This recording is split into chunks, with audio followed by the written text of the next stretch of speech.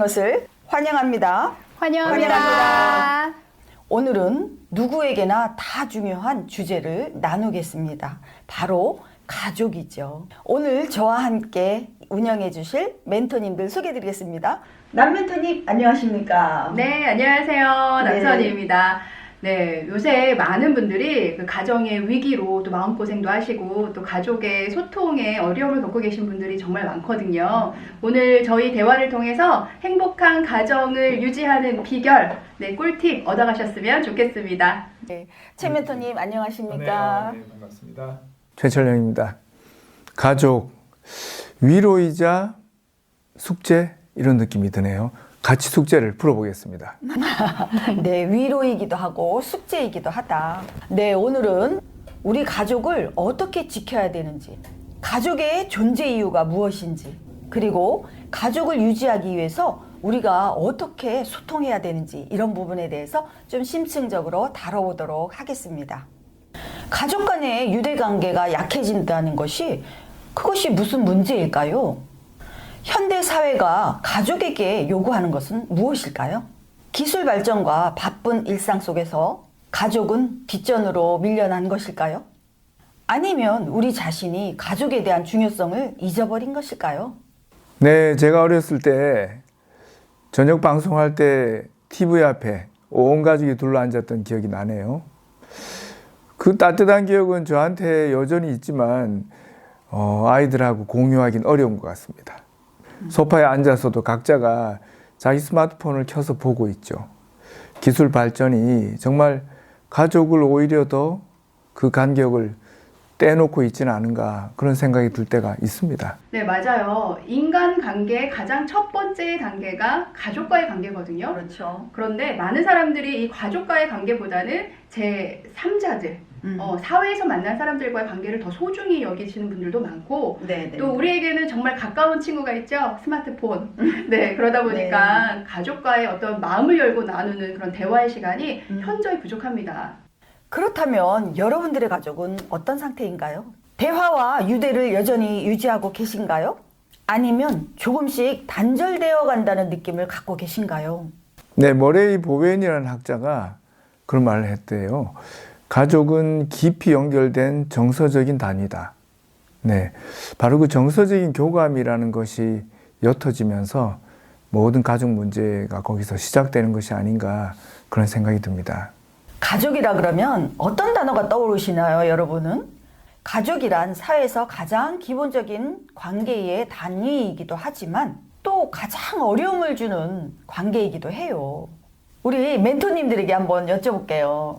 최 멘토님은 가족이란 뭐라고 생각하세요?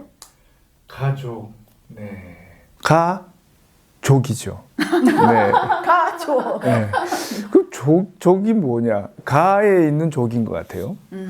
족이 뭐냐? 한자를 보면은 그 족이라는 한자가 깃발이라는 기자하고 화살이라는 시자가 합쳐진 글자예요. 하나의 깃발 아래서 한 방향으로 가는 그 무리. 그게 족이라는 글자거든요. 근데 그 족은 민족 단위도 있고 부족 단위도 있고 가족 단위도 있는데 바로 그 집이라는 집가자니까요. 네, 바로 그 집이라는 단위 속에 있는 족이죠. 한 집안에서 하나의 깃발, 하나의 가치죠. 그런 가치를 갖고 또 한 방향으로 달려가는 그런 무리라는 뜻을 갖고 있죠. 그런데 스마트폰은 한 방향으로 달려가는 걸 조금 방해하고 있죠. 네, 다시가 한 방향으로 모을 수 있는 그 힘이 뭔지 그런 얘기를 우리가 오늘 좀 나눠봐야 될 것 같습니다. 마그넷 미드가 말씀하신 게 생각이 나네요. 가족의 가장 중요한 기능이 서로를 바로 있는 그대로 받아들여 주는 것이다. 그 얘기가 떠오릅니다. 네, 서로를 있는 그대로 받아준다. 네, 그 깊이 들여다보면 무슨 뜻이에요? 자칫하면은 시험대, 평가대가 될 수 있는 게 이 세상의 모든 관계들이죠. 우리가 사회에서 만나는 모든 관계의 상당수가 평가를 하고 평가를 받고 보여주고 보임당하는 그런 관계죠. 네. 네, 가족은 좀 달라야 되지 않을까요? 평가의 대상이 아니라는 거죠. 네. 네, 그런데 한편으로 보면 또 아시다시피 헬리콥터맘 뭐 들어보셨죠? 아, 맞아. 그것도 네. 있지. 또 과잉의 또 그런 지지 보호 때문에 또 아이를 망치는, 과연 균형점을 어떻게 잡아야 될까요? 네, 지금 최 멘토님이 그 마그렛 미드 인류학자에 대한 얘기를 해주셨잖아요. 이제 그 얘기를 들으니까 떠오르는 또 이야기가 있는데, 보통 아이들이 커가는 과정에서 제일 중요한 게 뭐냐라고 물어봤을 때, 그 아이를 양육하는 사람이 중요할 거다라는 얘기를 많이 했어요. 네네. 네, 그래서 양육자가 예를 들면 이제 좀 키우기 어려운 환경에 있는 분들, 예를 들면 뭐 좀 범죄자라든가 아니면 뭐 마약 중독자들 뭐 이런 여러 가지 그런 키우기 열악한 분들의 환경에서 자란 아이들이 과연 그들의 미래는 어떨까라는 어떤 그런 연구와 조사를 했어요. 네네. 그랬더니 대부분의 아이들이 좀 제대로 자라지 못하는 경우도 많았거든요. 그런데 어떤 아이가 너무나 훌륭하게 자란 거예요. 네. 그래서 그 아이를 추적해봤어요. 이 아이는 도대체 그런 환경에서 어떻게 이렇게 훌륭하게 자랄 수 있었지? 라고 보니까 그 아이를 온전히 믿어주고 지지해줬던 가족 한 분이 계셨던 거예요. 네네. 네, 그러니까 아이가 올바르게 자라기 위해서는 정말 그 아이를 온전히 지지해줄 수 있는 그 한 분만의 존재만으로도 네, 잘 자랄 수 있다. 이런 얘기가 떠오르네요. 아, 그렇죠. 그게 가족이죠. 내가 혼자 살면 가족이란 단어가 없었겠죠. 네. 네, 누군가가 도와주고 끌어주고 의지하고 도움을 받고 이런 관계가 바로 가족인 것 같아요. 근데 가족의 의미가 그렇지만 정말 그런 모습으로 살아가는 가정이 얼마나 될까요? 네. 아니, 마음은 있는데 요즘은 자녀도 부모에게 의존을 잘 안 하려고 그러고 그렇죠. 부모는 자녀를 또 관여하거나 책임을 지는 걸 부담스러워하는 게 참 많은 것 같아요. 네. 네, 그런데 한편으로 보면 또 아시다시피 헬리콥터맘 뭐 들어보셨죠? 아, 맞아. 그것도 네. 있지. 또 과잉의 네. 또 그런 지지 보호 때문에 또 아이를 망치는, 과연 균형점을 어떻게 잡아야 될까요? 그러게 말이에요. 네, 그 균형이 정말 중요해요. 그 균형을 맞추기 위해서는 우리가 아이들을 양육하는 궁극적인 목적을 이해하실 필요가 있어요. 우리가 아이를 키우는 가장 중요한 목적이 뭔지 아세요? 뭘까요? 아이의 독립입니다. 독립? 네, 이 아이가 하나의 어른으로서 사회 구성원으로서 성장해서 독립할 수 있게 하는 게 바로 양육의 최종의 목표예요. 그런데 어머니들은 계속 그 헬리콥터만 말씀하셨는데 계속 아이를 좀 내 품 안에서 키우려고 하죠. 그래서 발생하는 문제가 뭐냐면 사춘기 때 문제가 발생해요. 보통 아이들이 어떤 독립이 필요하냐면 정신적인 독립, 신체적인 독립, 경제적인 독립이 필요해요.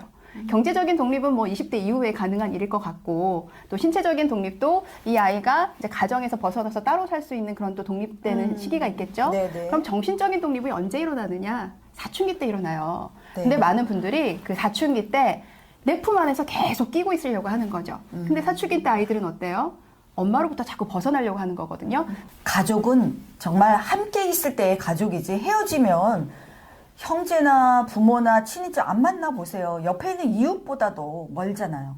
신경도 안 쓰고 어떻게 됐는지 알지도 못하고 서로 소식도 안 주고, 우리 옆에 있는 사람들이 더 어떻게 사는지 잘 알고 더 챙겨주고 그러잖아요. 그래서 가족이려면 함께 있고 교류하고 서로 돕고 걱정해주고 만나야 가족인 것 같아요. 가족이 사라진다면 어떻게 될까요? 각각 자기가 살고 싶은 대로 살고 자기 편한 대로만 살면 이 사회는 어떻게 될까요?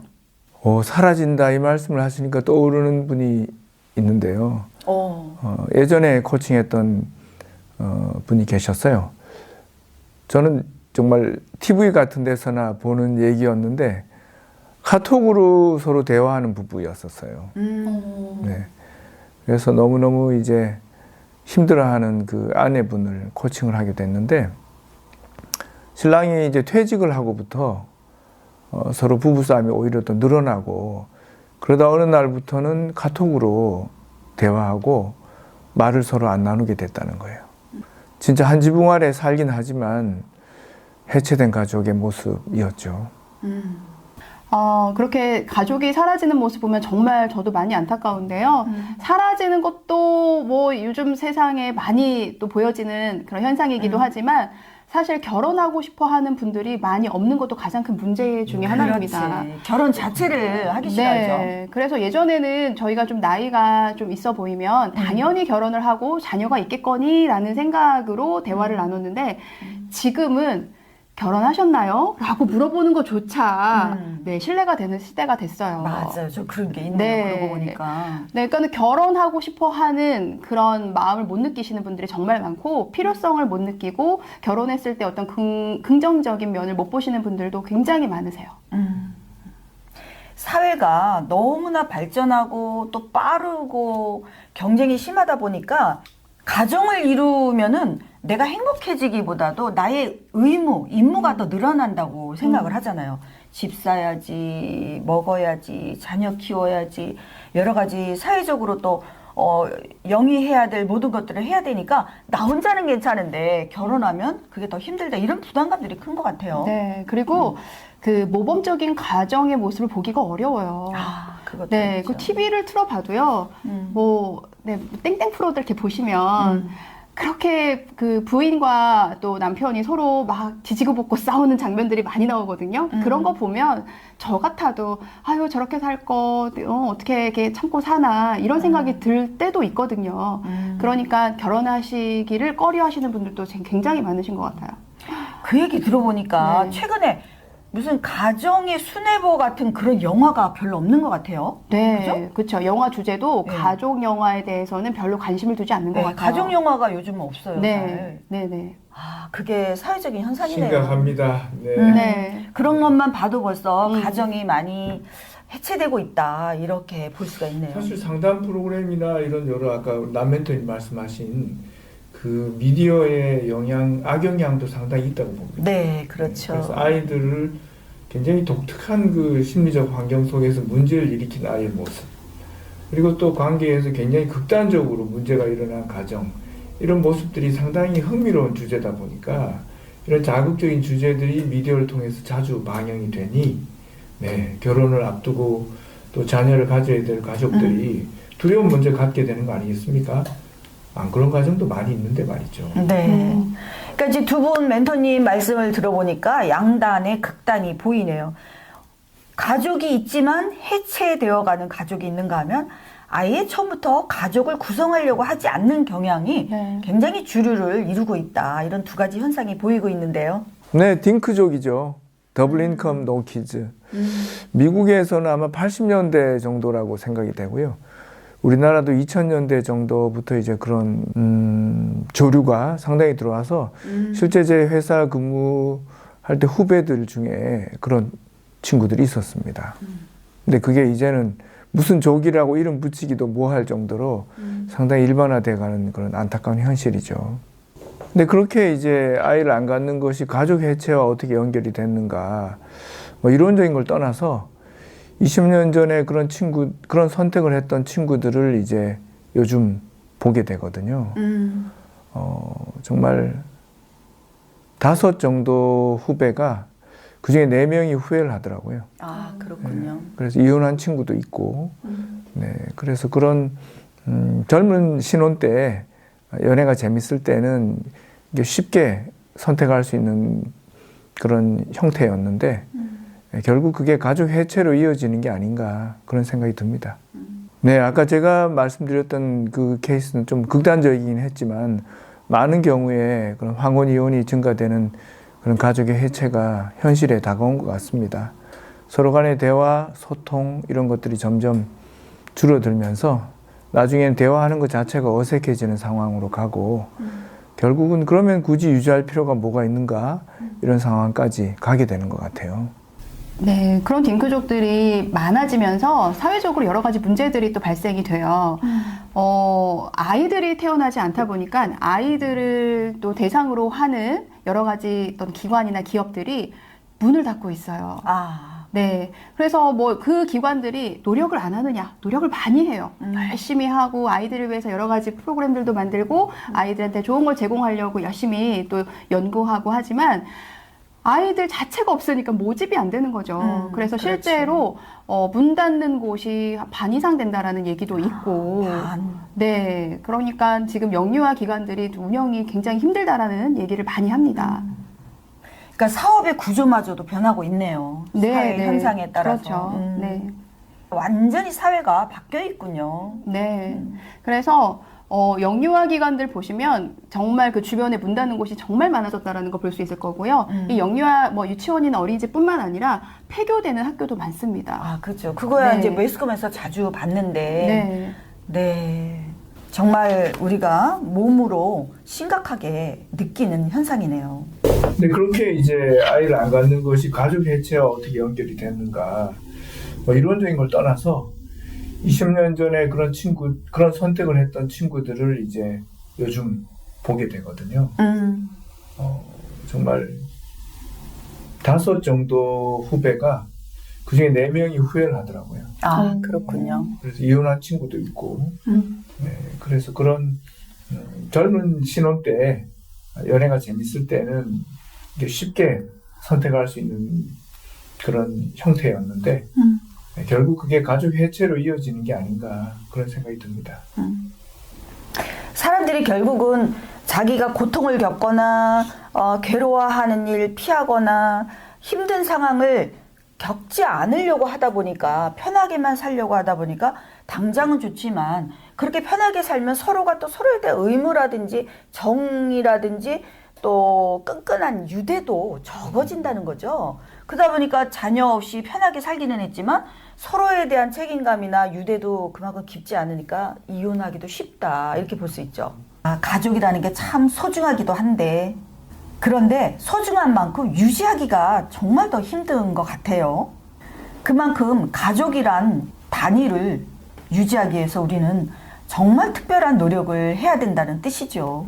우리가 가족 얘기를 하고 있는데 사실은 우리나라가 선진국 10위권으로 올라가면서 이 부분들이 더욱 부각됐던 것 같아요. 그전에는 우리가 열심히 살아오느라고 이 상태가 이런지를 몰랐는데 선진국이 된 다음에 우리나라의 행복도는 어떤가 이것을 들여다봤을 때 우리는 이 현상이 벌어진 걸 알게 됐죠. 가장 두드러지게 나타나는 현상이 젊은이들의 자살률 증가, 황혼이혼, 출산율 저하. 모든 분들이 아주 흔하게 들어보셨을 것입니다. 이것이 지금 현재 한국의 문제다. 이것은 지금 현재 가족의 형태와 역할이 많이 변하고 있다는 신호죠. 네, 먼저 황혼, 이혼이 굉장히 급격하게 증가하고 있어요. 그러니까 30년 이상 결혼 생활을 유지하다가 이렇게 해체되는 경우가 이렇게 늘어나고 있는데 통계청에 따르면 2023년에 그 황혼 이혼율이 17.6%나 된다라고 해요. 2011년 통계 수치가 얼마인 줄 아세요? 7.1%였어요. 네. 그런데 지금은 17.6%라는 건 굉장히 급격한 증가죠. 그러네요. 조심해야겠군요. 네, 아까 제가 말씀드렸던 그 케이스는 좀 극단적이긴 했지만 많은 경우에 그런 황혼 이혼이 증가되는 그런 가족의 해체가 현실에 다가온 것 같습니다. 서로 간의 대화, 소통 이런 것들이 점점 줄어들면서 나중엔 대화하는 것 자체가 어색해지는 상황으로 가고 결국은 그러면 굳이 유지할 필요가 뭐가 있는가 이런 상황까지 가게 되는 것 같아요. 네. 그리고 또 심각한 문제는 청년들의 자살률이 계속해서 증가하고 있다라는 거예요. 이건 보건복지부 이제 결과에 따르면 작년도 대비 저희가 8.3%가 증가했다라는 보고가 있거든요. 이것은 굉장히 심각한 수치입니다. 그렇죠. 와, 그게 정말 적은 수치가 아니네요. 그럼요. 굉장하네요. 네, 1년 만에 그렇게 급격한 변화가 와. 있다라는 거는 심각한 문제죠. 점점 심각해지고 있군요. 네. 청년들이 피난처가 없어지는 거죠. 네, 우리가 함께 나눴던 황혼 이혼의 증가, 출산율 저하, 또 자살률의 증가, 이것이 지금 한국에 폭넓게 나타나고 있는 현상인데요. 하지만 희망이 있습니다. 가족 간의 소통과 정서적인 교류로 이 부분은 얼마든지 우리가 되돌릴 수가 있습니다. 가정에서의 작은 관심과 대화로부터 우리는 변화를 만들어낼 수 있고 우리가 원하는 그 이상적이고 아름다운 가정을 잘 유지하고 탄탄한 미래가 있는 그런 건강한 사회를 만들 수가 있습니다. 가족을 탄탄하게 엮어준 방법은 뭘까요? 우리 멘토님들에게 한번 들어보도록 하겠습니다. 최 멘토님, 무엇이라고 생각하세요? 우리 독자님들도 많이 아시는 존 가트만 박사. 네. 그분 했던 얘기 중에 지금 떠오르는 게 상호작용이 이제 가족 기능의 핵심인데 부정적인 상호작용 하나를 상쇄하려면은 5번의 긍정적인 상호작용이 있어야 이게 상쇄가 된대요. 긍정적인 상호작용을 어떻게 할 수 있는가 이 얘기를 좀 더 나눠보면 좋겠는데요. 네, 그렇군요. 제가 재밌는 얘기 하나 해드릴게요. 소하고 사자하고 열렬히 사랑을 했어요. 네, 소하고 사자하고 굉장히 사랑하는 사이였기 때문에 정말 최선을 다하고 싶었던 거예요. 그래서 사자가 소를 위해서 새벽부터 일어나서 사냥을 합니다. 네, 신선한 고기를 주고 싶었던 거예요. 그래서 새벽부터 사냥을 해서 신선한 고기를 소에다 다 갖다 주죠. 자, 소가 마음이 어땠을까요? 네, 좋진 않지만 그래도 자기를 위해 최선을 다했으니까 고맙게 받았어요. 소도 사자를 위해서 잘해주고 싶었던 거예요. 그래서 자기가 좋아하는 신선한 풀을 뜯어다가 사자한테 더 갖다 줍니다. 자, 사자가 좋아했을까요? 네, 그렇지 않다는 거예요. 서로는 자기가 좋아하는 거, 이건 긍정적인 상호작용이라고 착각을 하고 자기가 좋아하는 걸 줬겠죠. 그러나 진정한 소통이라는 것은 내가 좋아하는 걸 해주는 게 아니라 상대가 좋아하는 걸 해줘야 진정한 소통이 이루어진다고 저는 생각해요. 근데 많은 분들이 내가 이런 걸 좋아하니까 상대도 좋아하겠지, 이렇게 단정 짓고 대화를 하다 보니까 거기에서 좀 오해들이 많이 생기는 것 같습니다. 상대를 이해하고 상대를 좀 존중하는 마음을 가지고 상대 중심으로 대화하는 게 가장 중요한 일인 것 같습니다. 그러니까 우리가 상대 중심 대화, 뭐 신뢰, 존중 이런 얘기가 많이 있지만 네. 가장 먼저 가정에서 그것이 이루어져야 되겠군요. 네, 그래서 진정한 소통이라는 것은 상대를 이해하려는 노력부터 시작해야 합니다. 그렇죠. 그 얘기를 들어보니 왜 같은 뱃속에서 난 자녀인데도 성격이 다 틀리잖아요. 그럼요. 재능도 틀리죠. 성격 틀리죠. 꿈도 틀리죠. 또 부모님과의 관계도 틀리죠. 이러니까 가족이 괴로운 거야. 네. 그러니까 이 부모님은 자녀를 낳으면 자녀의 성격 파악, 또 이 아이의 재능 파악, 미래 꿈이 뭔지 이런 거를 다 연구할 필요가 있는 것 같아요. 네. 그런 연구 없이 무조건 먹이고 또 사랑, 어머니의 방식대로 사랑하고 또 어머니의 꿈에 맞춰서 아이를 이 모든 것들이 가정에 이제 아이들이 부모를 힘들어하는 요인이 되는 것이죠. 네, 제가 또 재밌는 얘기 하나 해드릴까요? 네. 네. 토끼 엄마가 거북이 아들을 키우고 있었어요. 이것도 유전학적으로 맞는 얘기인지 모르겠습니다. 토끼 엄마는 거북이 아들을 많이 사랑했기 때문에 숲속에서 잘 지내는 법을 가르치고 싶었어요. 네. 그래서 거북아 숲속에서 재밌게 놀려면 이렇게 뛰어야 돼. 자, 엄마 따라 해봐 하고 점프했어요. 네네. 자, 이 거북이 아들이 그걸 뛸 수 있었을까요? 못했죠. 네, 얼마나 답답했겠어요. 그래서 엄마가 답답해서 이 거북아, 그게 아니라 이렇게 하라고 하고 맨날 이 거북이 아들을 혼을 냈어요. 근데 그때 마침 또 밖에서 띵동 하고 초인종 소리가 울리는 거예요. 그래서 토끼 엄마가 또 깡충깡충 뛰어서 빠르게 달려갔죠. 그리고 문을 딱 여니까 사랑하는 남편이 다 와 있는 거예요. 이 독수리 남편이 이 토끼 엄마를 보고 정말 답답해하면서 이렇게 얘기합니다. 아니, 나처럼 날아오라니까 왜 이렇게 천천히 오는 거야? 천천히 뛰어오는 거야? 이렇게 얘기를 하는 거예요. 자, 거북이와 토끼와 독수리 모두가 다 다르잖아요. 네. 그런데 자기와 같은 기준으로 상대를 보면 상대는 부족해 보여요. 맞아요. 그런데 토끼가 틀린 거 아니고 거북이가 틀린 거 아니거든요. 거북이는 바다에 갔을 때 그 잠재력을 또 표현할 수 있는 거고, 토끼는 숲속에서 자기의 잠재력을 또 발휘할 수 있는 거고, 또 독수리는 하늘에서 또 잠재력을 발휘할 수 있잖아요. 서로 그렇게 다르다라는 거를 인정하면서 소통하고 대화를 나눠야지 네, 바른 관계를 정립할 수 있습니다. 우리 가족, 우리 our O-U-R이 떠오릅니다. 네, O는 observation이에요. 관찰해야 됩니다. 네, 관찰해서 정말 그가 진심으로 원하는 것이 뭔지, 그의 기질과 자질이 어떤지 관찰해야 되고요. U, understand입니다. 이해해야 되죠. 이해하지 않은 채로 내 기준, 내 방법, 내 경험만 적용하려고 하는 게 우리 지난 시간에 얘기했던 꼰대죠. 네. 네, OU, 그 다음이 바로 respect입니다. 내 손 윗사람이든 아랫사람이든 심지어 내 아이든 간에 그가 한 인간이라는 사실을 인정하고 존중하는 마음.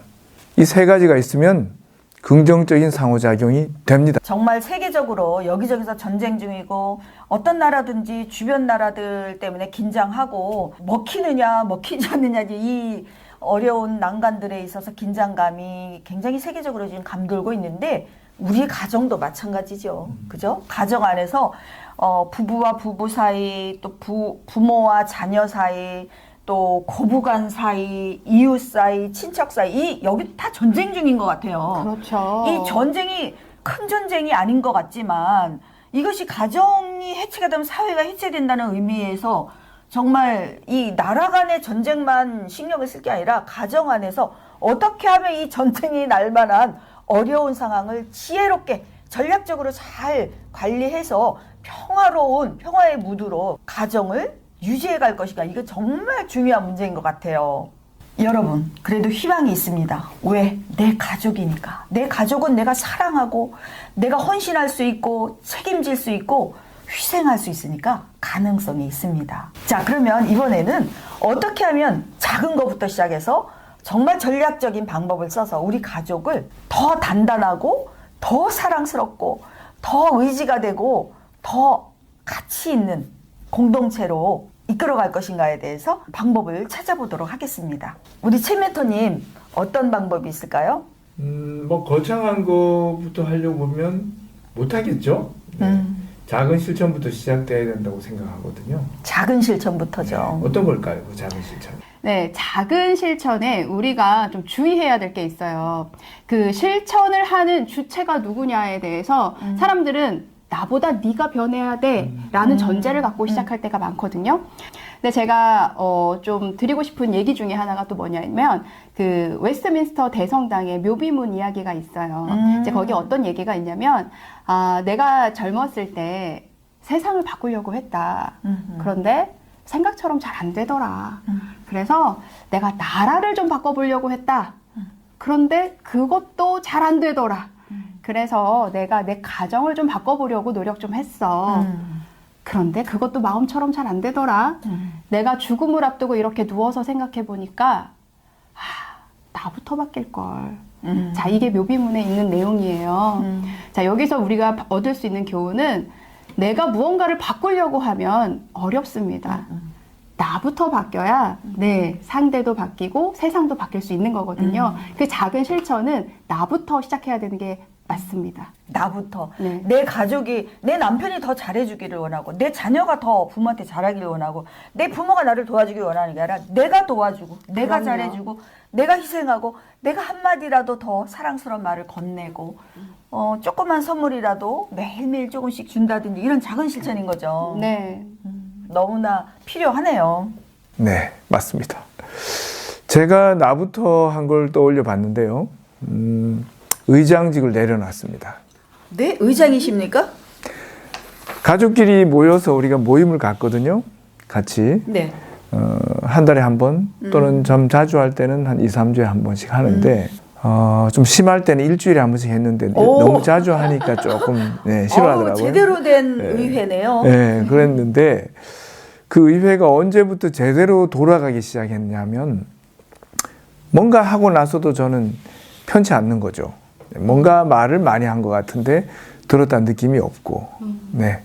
그런데 의장직을 내려놨습니다. 그래서 우리 아이들이 교대로 한 번씩 의장을 하도록 했거든요. 그 다음부터 그 회의가 제대로 돌아가더라고요. 의장 권한의 핵심은 발언 시간을 제한해 주는 거였습니다. 네. 5분 이상 얘기하면 사인을 주고 네, 발언을 중지시키는 권한을 의장이 갖도록 했더니 네, 아주 재밌게 가족 회의가 그때부터 됐죠. 가족 단위에서 그렇게 훌륭하게 의회를 잘 이끄시는 거 보니까 국회에 나가셔도 손색이 없겠어요. 부탁드리겠습니다. 가정을 잘 다룬다는 것은 나라도 잘 다스릴 수 있다는 증거죠. 와. 네, 그런 분이 많이 나오길 기다립니다. 너무 훌륭하십니다. 정말 자격 있으십니다. 네. 자, 여러분, 사회의 근간이자 우리 나라의 뿌리가 되는 이 가족 너무나 중요하고요. 또 OECD 37개국 선진국대에 조사를 했는데 가장 소중히 여기는 가치가 뭐냐 그랬을 때 가족이 1위로 나왔대요. 그런데 우리나라는 뭐가 나왔죠? 돈이 나왔다는 거 아니겠습니까? 그 결과를 보더라도 이제 우리가 나누는 이 이야기가 얼마나 현실적이고 또 심각한가 이것을 알 수 있는데요. 자, 우리에게는 희망이 있습니다. 왜? 내 가족이니까. 내 가족에게는 내가 희생할 수도 있고 책임질 수도 있고 사랑할 수도 있고 투자할 수도 있잖아요. 그래서 희망이 있습니다. 오늘부터 시작을 해보도록 하죠. 우리가 가족을 소중히 하고 유대관계를 단단히 가져가기 위해서 할 수 있는 방법을 한번 실질적으로 찾아보도록 하겠습니다. 최 멘토님, 무엇이 있을까요? 네, 수평적 소통 뭐 이런 말 많이 들어보셨겠지만 그렇죠. 한마디로 말씀드리면 의장직을 내려놓자. 네, 돌아가면서 의장직 하시고요. 그리고 아까 말씀드렸던 OUR, 네, Our Family니까요. 네, 가족을 잘 관찰하시고 이해하시고 존중하는 마음. 그걸 먼저 의장직 돌아가면서 하기로 시작해 보십시오. 이야기의 주도권을 항상 아빠, 물론 요즘 엄마가 갖는 집도 있죠. 네, 누군가에게 독점되지 않도록 하라는 것입니다. 아. 공식적으로 완장을 채워주는 겁니다. 갈등이라는 게 나와 다른데 나처럼 해달라고 요구할 때 생기는 게 그게 바로 갈등의 시작이잖아요. 네. 그럴 때 어떻게 해야 헌신할 수 있는 거예요? 헌신이라는 말을 하니까 또 대단히 느껴질 수 있지만 생각보다 그렇게 어려운 일은 아니에요. 상대를 우리가 이해하고 거기에 내가 맞춰줄 수 있는 태도를 보여주는 것 자체가 바로 저는 헌신이라고 생각하거든요. 그런 헌신적인 마음이 바탕이 됐을 때 원활한 소통이 가능해집니다. 아, 그렇죠. 그 독수리 사례에서 야, 니네들 왜 나처럼 날지를 못해 날아야지 라고 강요할 때 자기가 내려와야 되는 거죠? 그렇죠. 자기가 나르라고 강요하는 게 아니라 내려와서 걷거나 앉아서 그들 눈높이로 맞춰주는 그게 바로 헌신이라는 거죠. 그럼요. 네. 그렇죠. 헌신이 별게 아닌 것 같아요. 내가 조금 더 양보하고 상대에게 맞춰주고 그리고 참는 거. 네, 참는 거 쉽지 않죠. 네, 헌신, 인내, 참는 거 이러면은 꼰대 얘기 같이 들리지 않습니까? 네, 맞아요. 전통적인 가치. 네, 그 가치 중에 우리가 다시 새겨서 부활시켜야 될 부분이 바로 그 부분인 것 같습니다. 아무도 책임지려 하지 않고 아무도 참아내지 않으려고 하는 것 때문에 결국 이렇게 돼가고 있는 거 아닙니까? 네, 근데 이 참는 거라는 단어 때문에 사람들이 좀 더 오해할 수 있어서 제가 좀 덧붙이자면 그 참는 거가 무조건적인 참음으로 가면 힘들 수밖에 없어요. 근데 이 참는다라는 거의 기본 전제는 뭐냐면 상대에 대한 이해입니다.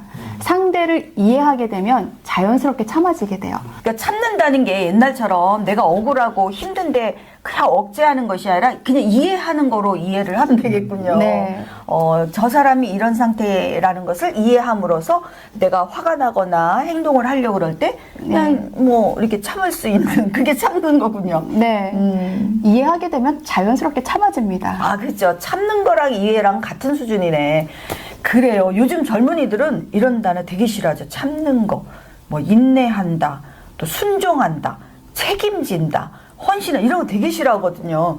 그게 결국은 이게 없이는 가족이라는 게 구성이 되지 않고 유지가 되지가 않는데 이런 걸 싫어하니까 다 개인주의가 되고 자기중심의 사회가 된 거죠. 이런 것을 실천하기는 힘들지만 이런 것들을 우리가 감수하고 어느 정도는 받아들이고 실천을 해야만 인간 사회가 존립이 된다라는 것이죠. 자, 우리가 헌신이 나오니까 이렇게 좀 아주 격렬한 토론이 일어났는데요. 왜냐하면 요즘 사람들은 힘든 걸 싫어하잖아요. 다 편하고 즐겁고 내 안에 있는 답을 찾아서 내가 알아서 꿈을 펼치고 내 재능을 내 강점을 살려서 즐겁고 행복하게 살자 이런데 참아라, 책임져라, 헌신해라 이런 단어들을 굉장히 기피하는데 네, 가족이란 그것을 해야 존립이 되는 것이죠. 자, 그러면 우리 두 분께서 참 좋은 대안을 주셨는데 저도 하나만 제안을 드리겠습니다. 세 번째 저의 대안은 가족이 함께 추억을 만들어라입니다. 가족이 가족이려면 자주 소통하고 아까처럼 서로 헌신하고 책임지는 노력도 필요하지만 그 위에 서로 사랑을 확인하고 힘들 때, 괴로울 때, 어려울 때에 힘이 되어주는 마음의 추억을 쌓아야 되는 것이에요. 그래서 이 추억은 어떻게 쌓냐면 일주일에 한두 번 외식을 한다든지 아니면 특별한 식단을 만든다든지 누구의 어떤 계기를 만들어서는 축하할 일을 만든다든지 또는 영화관 가기, 산책 가기, 뭐 한 달에 한 번 또는 분기별로 조금 교외로 여행을 간다든지 또 1년에 한 번이라도 아니면 5년에 한 번이라도 해외여행을 간다든지 가족이 어느 정도 나이가 되면 헤어져야 되잖아요. 분가를 하면. 그 전에 계속 추억을 쌓아야 돼요. 그래야 서로가 분가되거나 헤어져 있을 때도 그 가족이라는 그 연대가 탄탄하게 유지가 되는 것이죠. 우리가 힘들 때 가족을 생각하면 따뜻해지고 왠지 안에서 힘이 솟구쳐 오르고 해보자. 내 가족이 있으니까 다시 한번 해보자. 이런 용기가 나는 거 아닙니까? 그 힘을 가정에서 키워야 되는 것이죠. 네, 그 추억이라는 단어를 말씀하시니까 떠오르는 단어가 또 있는데요. 리추얼이죠. 네. 그래서 그 정기적인 어떤 그런 그 가정만의 관습이랄까요? 그런 걸 만들어가는 게 굉장히 힘 있는 것 같습니다. 여러 가지 다양한 추억도 물론 아름답지만 어떤 것이 계속 이 반복됐을 때 그 반복적인 것으로 인해서 깊이 새겨진 추억 정말 힘이 있거든요. 제가 아는 가정들의 추억, 그 리추얼을 떠올려 본다면 제가 아는 가정들의 리추얼을 생각해 보면 어떤 집은 거의 비슷한 똑같지 않을 수는 있지만 옷을 입고 똑같은 장소를 가서 사진을 찍습니다. 1년에 한 번씩. 그거 참 재미있겠네요. 네. 그걸 제가 한 20몇 년 찍은 걸 봤거든요. 감동이더라고요. 그래서 저도 좀 흉내를 내보고 있습니다. 네. 그리고 또 다른 가정에서는 설하고 추석 때 모이면은 할아버지가 아버지가 그 부부를 축복해주고 아버지 부부가 또 자녀를 축복해주고 그게 끝나면은 온 가족이 할아버지 할머니를 중간에 두고 또 축복해주는 이 행사를 1년에 2번씩 꼭 한다고 해요. 네, 진짜 아름다운 리추얼이라고 생각합니다. 네, 그 이스라엘에서도 그 자녀가 성인이 될 때 수백 명의 그 친척들이 모여서 조금씩 돈을 모아서 그분이 성인이 되어서 살 수 있는 그 자본금을 마련해 준다고 그러더라고요. 그리고 어마어마하게 축하를 해주는데 그거 왜 그러겠습니까? 그 뭐하러 성인 된다고 그렇게 멀리서 모여서 또 돈도 뭐 많이도 아니고 그 조금을 또 뭐 얼마나 도움이 된다고 하겠습니까? 그것이 바로 근데 매뉴먼트죠. 그것이 바로 기념이죠, 기념. 우리가 너를 소중히 한단다. 너는 소중한 존재라고 하는 그 자산을 만들어주는 것이죠, 가정이. 그래서 우리 진짜 자산이죠. 네. 그래서 그 친구는 사회에 나갔을 때 그 자신감과 또 사회에 대한 비전과 또 흔들리지 않는 그 마음을 가지고 성공할 수밖에 없는 것이죠. 추억은 자산이다. 추억은 자산이다. 맞아요. 예, 그 추억이라고 얘기를 하니까 무슨 뭐 데이트할 때 생기는 추억인가 이러는데 그게 아니라 가정에서 만들어야 되는 추억이라는 것이에요. 정말 말 한마디 또 일주일에 한 번 집에 갈 때 장미꽃 하나 사가는 것도 추억이 되죠. 초콜릿 하나 사가는 것도 추억이죠. 또 아이가 뭔가 조금이라도 잘했을 때 안아주는 것도 따뜻한 추억으로 남지요. 수많은 것들을 의미를 가지고 일부러 상대를 존중하면서 사랑을 담아서 할 때 그것이 바로 추억이 되는 것이고 그 추억을 먹고 인생을 사는 것이에요, 인간은. 그리고 그것이 가정을 영속시키는 탄탄한 기반이 되는 것이죠. 자, 우리가 이렇게 오늘은 가족, 사라지고 있는 가족에 대해서 문제점을 한번 짚어봤고 왜 가족들이 사라지고 있는가에 대한 원인을 좀 살펴보고 한국적인 현상을 돌아다 봤는데요. 그래도 우리에게는 가족을 소중히 할 수 있는 수많은 방법들이 있고 또 오늘부터라도 작은 실천 하나라도 시작하면 우리 가족은 다시 살아나고 나의 인생에 가장 가치 있는 자산이 될 것입니다. 자, 오늘부터라도 다시 한번 우리 가족을 되돌아보고 가족 구성원 한 사람 한 사람에게 사랑과 의미와 가치 있는 대화를 해나가고 추억을 만들어 나가시기 바랍니다. 오늘은 이렇게 가족에 대해서 나눠보았는데요. 우리 최멘토님, 우리 가족을 잘 유지하기 위해서 한마디 또 좋은 조언을 주신다면 무슨 말씀을 좀 해주시겠어요? 네, 추억의 힘을 믿으시고 OUR 관찰하고 이해하고 존중하는 마음으로 소통하십시오. 의장 자리를 양보하십시오. 아, 예, 멋지시네요. 우리 남멘토님은 또 어떤 조언을 좀 주시겠습니까? 네, 저는 상대 중심. 상대 중심. 네. 아, 네, 귀한 말씀이네요. 네, 나의 의견보다는 상대의 의견에 더 관심을 가질 수 있도록 노력하는 자세 정말 중요합니다. 네. 저는 가족을 끝까지 놓지 마라. 지구가 끝날 때까지 가족은 나서는 안 된다. 한 명이든 10명이든 내 가족을 소중히 하고 내 가족을 위해서 살아라. 가족 위해서 살 때 비로소 나는 가치가 있고 이 세상은 의미가 있는 것입니다. 여러분, 가족을 지켜주세요. 가족을 사랑해주세요. 자, 다음 회에서는 우리의 강점, 전문성, 가치, 재능을 어떻게 개발해서 더 의미 있고 가치 있는 삶을 살아갈 것인가에 대한 주제입니다. 여러분, 다음 주도 흥미진진한 또 우리에게 굉장히 도움이 되는 그런 멋진 시간이 준비되어 있는데요. 다음에 뵙도록 하겠습니다. 네, 오늘 수고하셨습니다. 너무 감사합니다. 네, 감사합니다. 네, 다음에 감사합니다. 만나요. 수고하셨어요.